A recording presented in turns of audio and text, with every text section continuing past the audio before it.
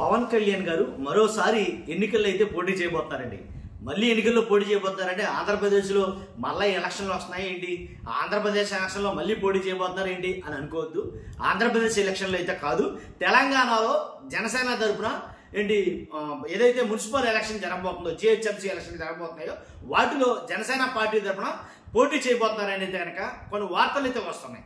అసలు అంటే ఇక్కడ ఆంధ్రప్రదేశ్లో ఆల్రెడీ 100% స్ట్రైక్ రేట్ తోటి గెలుపొందిన జనసేన పార్టీ, అంటే ఎన్ని స్థానాల్లో పోటీ చేస్తే అన్ని స్థానాల్లో కూడా విజయం సాధించినటువంటి జనసేన పార్టీ ఇప్పుడు తెలంగాణలో కూడా తన ప్రభావం చూపబోతుంది, తెలంగాణలో కూడా తన సత్తా చాటబోతుంది అని కొన్ని వార్తలు వస్తున్నాయి. దాని గురించి మాట్లాడబోతున్నాం. ఫస్ట్ అయితే లైక్ చేయండి. లైక్ చేస్తే నాకు మోటివేషన్ ఉంటుంది, ఎక్కువ మందికి ఇన్ఫర్మేషన్ షేర్ అవుతుంది. కొత్తగా మన ఛానల్ ఇస్తే పక్కాగా సబ్స్క్రైబ్ చేయండి. మీ అమూల్యమైన అభిప్రాయాన్ని కామెంట్ రూపంలో తెలియజేయండి. ఆంధ్రప్రదేశ్లో 100% స్ట్రైక్ రేట్ తోటి విజయం సాధించిన జనసేన పార్టీ అదే 100% స్ట్రైక్ రేటు తెలంగాణలో వస్తుందా? ఒకవేళ జిహెచ్ఎంసీ ఎన్నికల్లో పోటీ చేస్తే గెలుస్తారంటారా? ఇంచుమించుగా 150 స్థానాలు అయితే కనుక జిహెచ్ఎంసీలో ఉన్నాయి. కాబట్టి ఆ 150 కార్పొరేట్ సీట్లలో పవన్ కళ్యాణ్ గారు పోటీ చేస్తారా తమ అభ్యర్థులు పెట్టి అని అంటే కనుక అందుకు సిద్ధపడుతున్నటువంటి ఆ ప్రాంతంలో, అంటే తెలంగాణ ఆల్రెడీ దానికి సంబంధించి మీటింగులు పెట్టడం ఏంటి, కొన్ని చర్చలు లేవనెత్తడం జరుగుతుందన్నమాట. ఆల్రెడీ జనసేన కేడర్ అధ్యక్షుడు ఎవరైతే ఉన్నారో రాజలింగం ఒక ప్రత్యేక సమావేశం ఏర్పాటు చేయడం జరిగింది. ఆ సమావేశంలో రాష్ట్ర ఇన్ఛార్జ్ వేమూరి శంకర్ గౌడ్ ఇంకా చాలా మంది పాల్గొని ఇప్పుడు ఈ నెలలో వచ్చే నెలలో జరగబోయే ఈ జిహెచ్ఎంసీ ఎన్నికల్లో జనసేన పార్టీ కూడా పాల్పంచుకోవాలి, జనసేన పార్టీ కూడా పోటీ చేయాలి అని తీవ్ర కంకణం కట్టుకున్నారు వాళ్ళైతే కనుక తెలంగాణ పార్టీ తరపు నుంచి.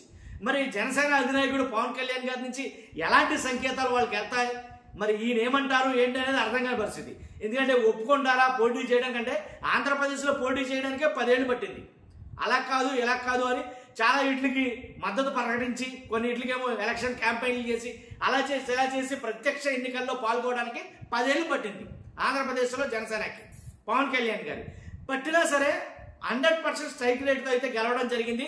అది కూడా ఎలా అంటే ఒక అలయన్స్ ఏర్పడి, కాబట్టి అది 100% స్ట్రైక్ రేటా కాదా అనేది తర్వాత విషయం. మొత్తానికి ఎలాగైతేనండి పోటీ చేసిన అన్ని స్థానాల్లోనూ గెలుపొందింది జనసేన పార్టీ.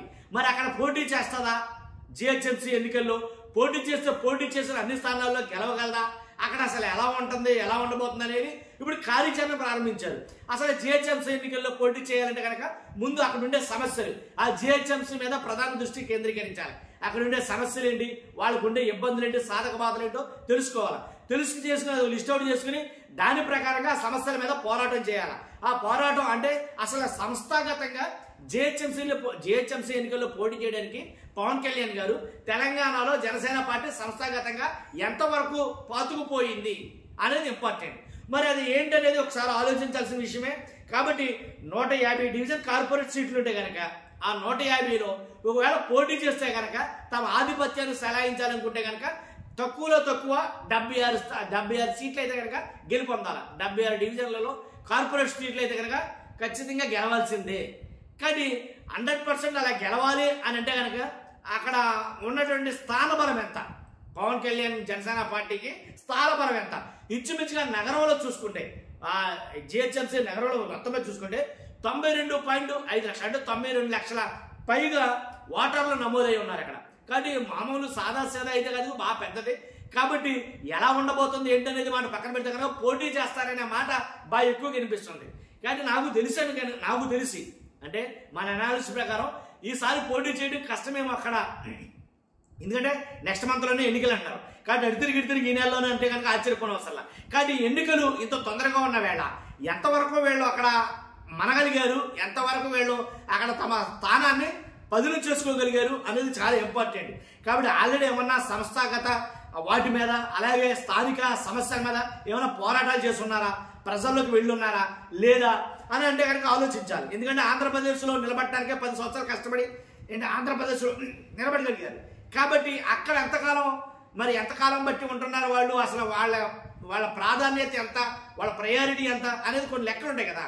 కాబట్టి ఆల్రెడీ ఇప్పుడు అక్కడ జిహెచ్ఎంసీ ఎన్నికల్లో నాకు తెలిసి గ్రేటర్ హైదరాబాద్ మున్సిపల్ కార్పొరేషన్ ఎన్నికల్లో నాకు తెలిసి త్రిముఖ పోటీ అయితే ఉంటుంది ఖచ్చితంగా.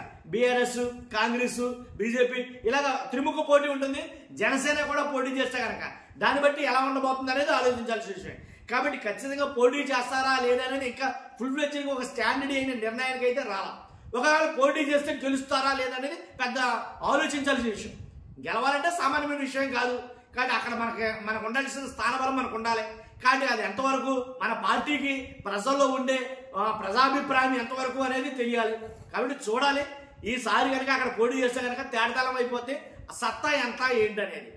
ఆల్రెడీ ఇక్కడ ఆంధ్రప్రదేశ్లో పోటీ చేసిన దానికే రకరకాల ఆలోచనలు ఉన్నాయి. ఏంటంటే ఇండివిజువల్గా పోటీ చేస్తే 21లో కనీసం 2-3 వచ్చి ఉంటాయి, లేకపోతే రావు. ఇండివిజువల్గా పోటీ చేస్తే, వ్యక్తిగతంగా పోటీ చేస్తే, కాబట్టి సింగిల్గా పోటీ చేస్తే అనేది చాలా మంది మాట్లాడతారు. కాబట్టి ఏదో అలయన్స్గా ఏర్పడి కూటమిగా ఏర్పడడం వల్లే ఆ 21 వచ్చే, లేకపోతే రావు అన్నట్టుగా మాట్లాడతారు. ఆ మాట మీరు నేను అంటాం కాదు, కానీ పవన్ కళ్యాణ్ గారు ఒప్పుకున్నారు అన్నమాట. విడివిడిగా పోటీ చేస్తారని మన వాళ్ళ గడ్డిపార కావద్దు జగన్మోహన్ రెడ్డి గారిని ఎదుర్కోవడం అని అన్నమాట ఆయన మాట్లాడిన మాట. కాబట్టి తెలంగాణలో వీళ్ళ సత్తా ఎంతవరకు ఉంటుంది అనేది ఇప్పుడు మెయిన్ ప్రాధాన్యం. చూద్దాం ఏం జరుగుతుందో ఏం జరగబోతుందో అనేది. చూస్తున్న మీరు అందరూ కూడా మీ అభిప్రాయం చెప్పండి. జనసేన పోటీ చేస్తే కనుక ఒకవేళ తెలంగాణలో ఎంతవరకు ఎన్ని స్థానాలు సాధించగలదు ఏంటనేది చూస్తున్న మీరు అందరూ కూడా. Thank you very much.